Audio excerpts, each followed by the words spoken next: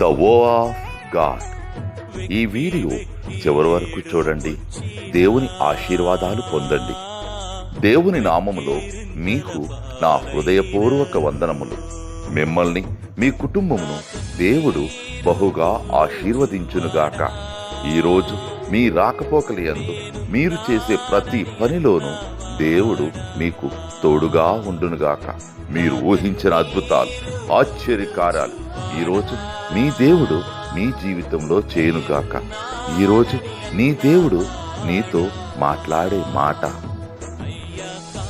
విచారము కొట్టివేసి నేను వారికి ఆనందమును కలుగు చేస్తును.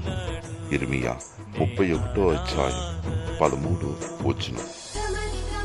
For I will turn their mourning to joy.